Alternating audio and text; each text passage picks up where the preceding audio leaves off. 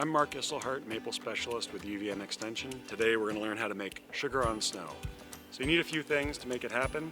Obviously the number one important thing to have is some pure maple syrup. Got to have that.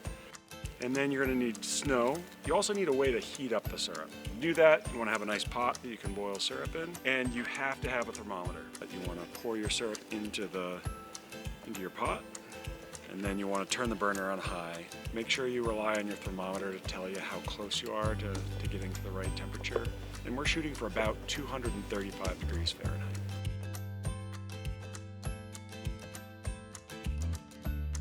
And you take your fork and you can pull it off. That is sugar on snow. If you're interested in learning more about how to do this or more things about maple, check out the UVM Extension Maple page to learn more.